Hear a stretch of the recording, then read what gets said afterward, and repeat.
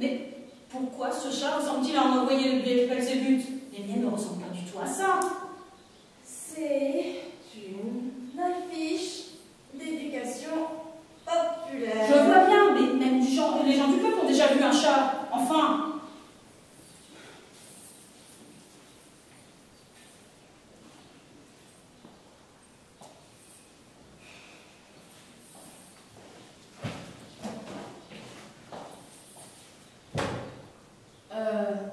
L'aigle ressemble à un cormoran. Le grand-duc a une chouette. Le cygne se tient comme un vautour. Le corbeau ressemble à un merle. L'épervier et l'hirondelle ont des coups improbables. Le pendant, mais qu'est-ce que c'est que ces illustrations? Affiche d'éducation populaire. Ouais, ben moi j'en viens du peuple. Et comment voulez-vous former des scientifiques aguerris avec des gosses qu'on aura élevés avec des images pareilles? Éducation populaire. Ouais, bah la prochaine fois que vous verrez un gosse s'émerveiller devant un cormoran le prenant pour un aigle royal, on en reparlera de votre éducation. Populaire. Et...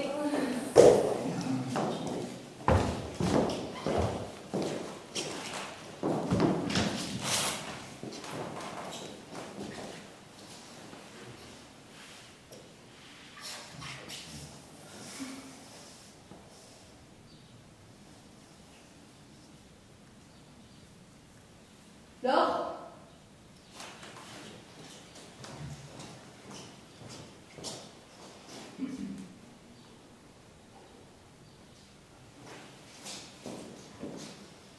Quelle est cette drôle d'odeur? Du musc que je dirais. Du muscle. Bon, alors qui nous fait l'honneur de nous accueillir ici pour notre réunion? À ce qui paraît, un proche de Monsieur Buffon. Voyez-vous cela? Mais avoir la décoration si profane en matière de science, c'est à se demander ce qu'on appelle proche. Assistant au baumeur, ou peut-être teinturier. Teinturier. Ou peut-être son coiffeur. J'en ai bien peur.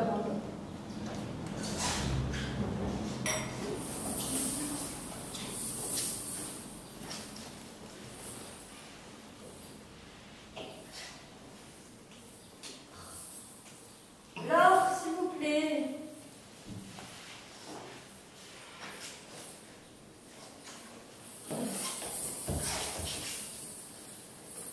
Eh bien, Catherine, vous êtes bien plus calme qu'au départ de votre voyage. Vous étiez excitée comme une puce. Attendez, un moment. Vous étiez plus vive aussi. Laissez-lui le temps d'émerger.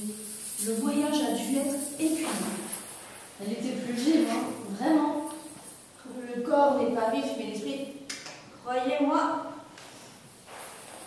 Et votre expédition aux Indes pour étudier les cervidés. Après tout, c'est pour ça que nous nous sommes réunis. Racontez-nous. Le muscle. Non.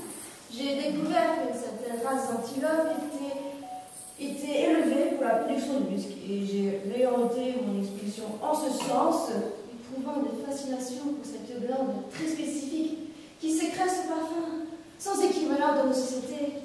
Il faut dire que cette espèce n'est pas présente en Europe et le muscle qu'on en produit est une denrée Mais vous n'étiez pas censé remettre en question la classification des espèces de Monsieur Daubenton? Votre théorie sur les pieds fourchus ambigus et les quadrupèdes qui... Non mais bon sang, qui était votre guide? un guide. Votre ouvrage de référence. Nous en avons tous un tout de même. Pour ma part, c'est le Metamorphosis Insectorum de Maria Merlin, qui a publié après ses observations des papillons en Suriname. Moi, l'ouvrage de Voltaire, très ancien, mais c'est dans les vieux pots qu'on fait les meilleurs. Moi, les voyages de M. Tavernier. Voyez-vous, je m'étais perdu dans les détails de ces analyses, alors qu'une gravure qui nommait nommément l'animal qui produit le muscle.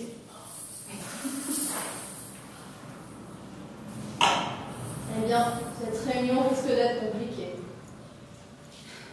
Bon, faisons une pause, monsieur, si vous voulez bien. Alors, Charlotte, votre voyage en Orient? Autre chose? J'ai pu y étudier les oiseaux, comme prévu, et j'ai découvert que bon nombre d'espèces que nous ne nommons pas dans les ouvrages les plus récents possédait un nom dans le langue du pays, cela va de soi, mais également en grec. Ce qui signifie que les Grecs avaient une vision complexe du monde animal. Je me suis donc mis en tête d'étudier l'oiseau qu'on nomme le lorong en Arabie. Dans la brèche de l'histoire des voyages, on a beaucoup d'informations sur les dialectes du pays. Et la plupart des animaux ont un nom. Peut-être que les chats ont très incongru dans certaines contrées. Non mais rassurez-moi, Amarante.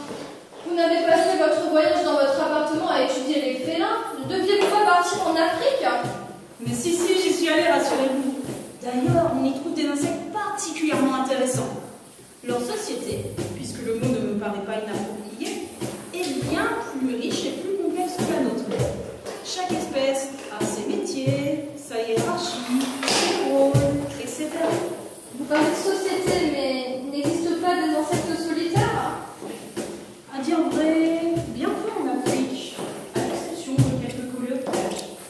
Mais tous vivent en symbiose, soit avec des végétaux ou des minéraux, soit avec d'autres espèces. Rien à voir avec les chats qui ne vivent que pour eux-mêmes.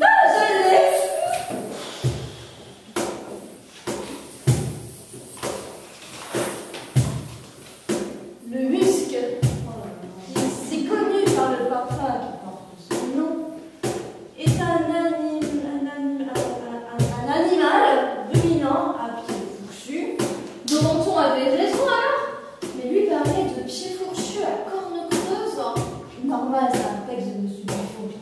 Je reprends. Plus voisin peut-être de celui du chevretin ou de tout autre, la grandeur d'une petite gazelle. Intéressant. Ah, c'est là.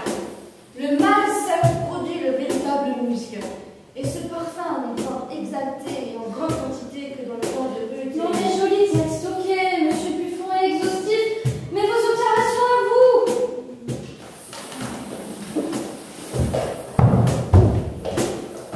J'ai bien peur que cette réunion finisse en numéro de Montriac. Monsieur Buffon n'avait-il pas dit que la science naturelle est la mère de tous les arts? Vous savez, Maria Merlin était une artiste avant d'être une... Non mais je croyais qu'il s'agissait d'une réunion entre scientifiques. Bon, reprenons.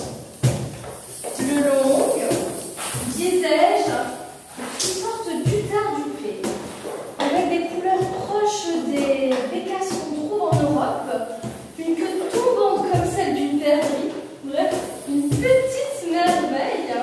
Oh, ce parfum de musc. Là, vous devrez rajouter son feu. Non, madame, je suis contente. Monsieur Buffon n'avait-il pas observé ce lotum galop? Si, mais aucune observation sur ses mœurs. Puis observer une bête en cage n'a rien de comparable au milieu naturel. Un oiseau originaire d'Arabie dans une volière anglaise. Imaginez à quel point il a dû se sentir aliéné, le pauvre. Hélas, mes insectes sont tous épinglés sur table. Je doute que ne nous apprennent quoi que ce soit sur leurs mœurs. Ah, vous êtes d'un glauque. Bref, figurez-vous que la parade amoureuse de cet oiseau est très proche des danses traditionnelles qu'on trouve là-bas. Une petite démonstration. Alors,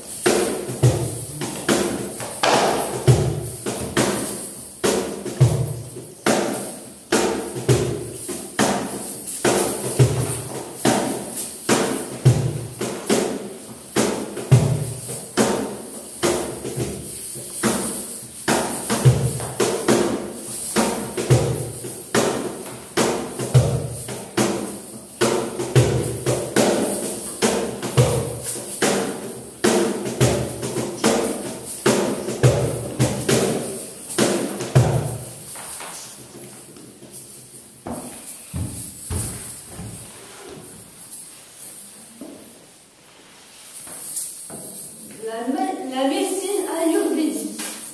Non, c'est pas ça. Une substance qui peut être inhalée ou vaporisée et qui produit un effet de transe dans un temps de concentration. Voilà. Comme ça depuis son retour. Et aucune parole sensée n'est sortie de sa bouche depuis. Alors ça. J'ai constaté qu'en ajoutant cette plante, l'antilope avait des cornes mouvantes et qu'il suffisait d'ingérer suffisamment d'alcool pour qu'elle ressemble à certains bouquetons d'Europe et ça vous paraît cohérent un peu tout ça? Cohérent, oui, mais pour vous ça. Oh, bah c'est déjà ça.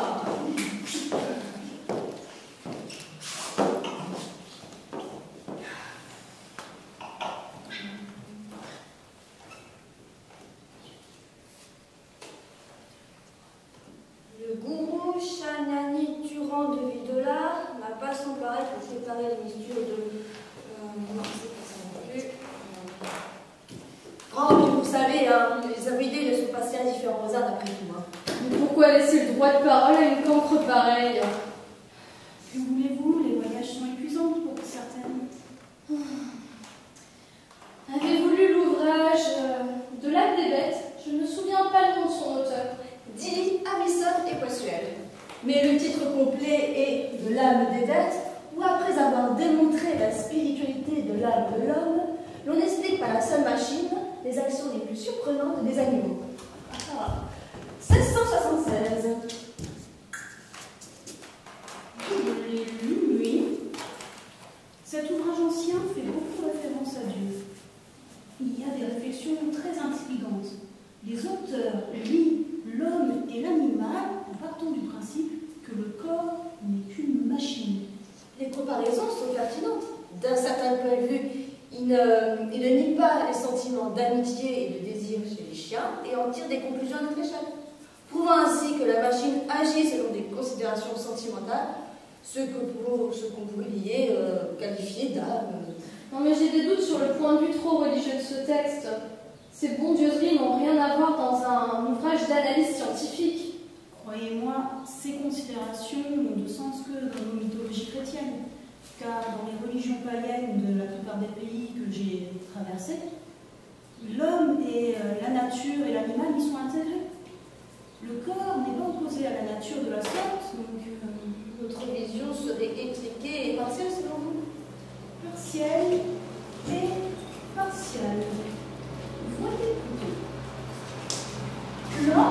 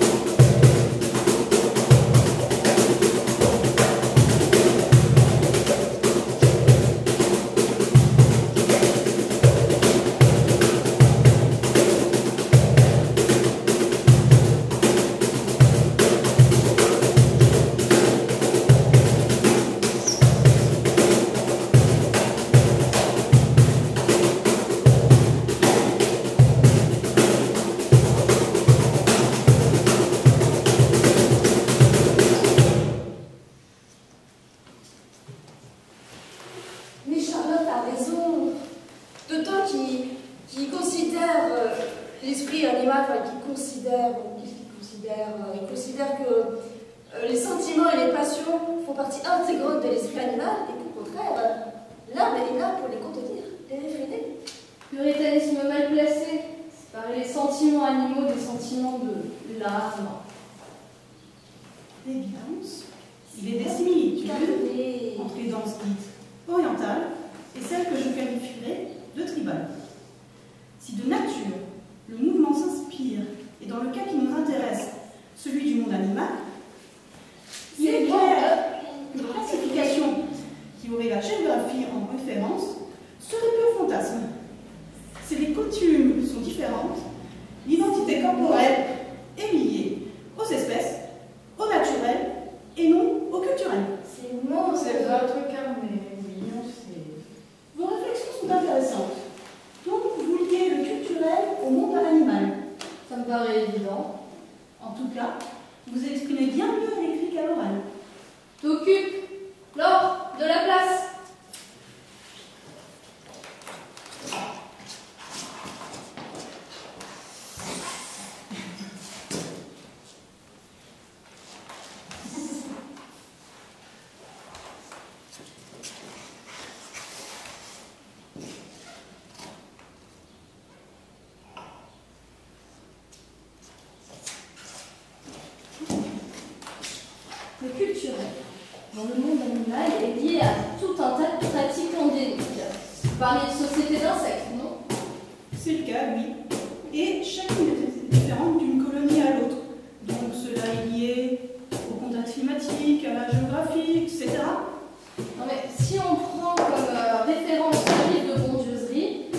séparer les sentiments de l'âme des sentiments animaux, on revient à séparer les pulsions des actes réfléchis.